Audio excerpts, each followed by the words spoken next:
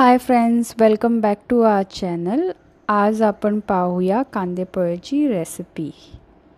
कांदे पोह्यांना तेल जरा जास्तच लागतं. मोहरी तट,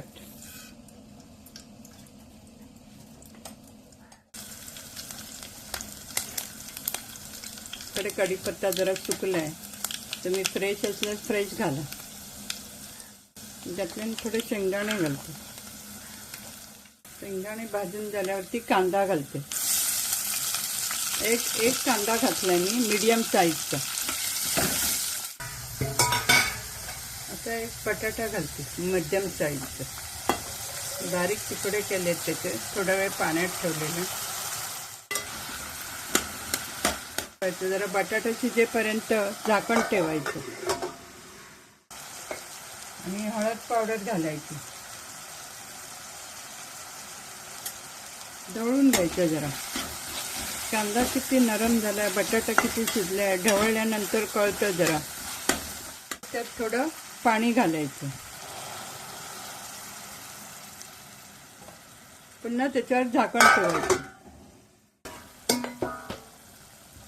बटाटा नरम झाला की नाही बघायला पाहिजे. असं जरा दाबून बघायचं. बरोबर अजून शिजले नाही, थोडं शिजू द्यावं.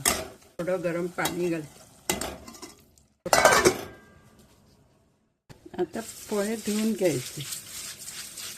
जास्त वेळ धुवायचे नाही, एक थोडेच धुवायचे.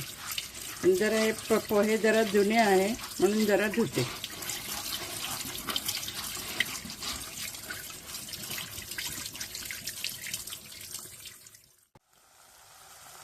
आता भिजवून ठेवलेले पोहे त्याच्यात घालायचे.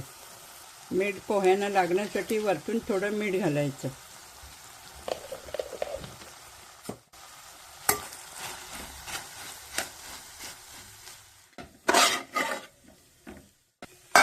आता 2 मिनिटांसाठी झाकून ठेवायचं. नरम होण्यासाठी झाकणावर थोडंसं पाणी घालायचं. बघूया आता झाले काय. मस्त पोहे झाले.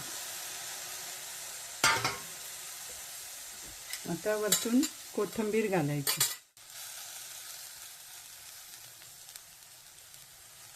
मी गाजर घालते. असं घातलं ना चांगलं मऊ होतं आणि खायला पण छान लागतं. असं मऊ गाजर होण्यासाठी पुन्हा थोडं झाकण ठेवायचं. ओले गेल्यामुळे मऊ पण पडले. आता हे तयार झालं तर गॅस पण बंद करते.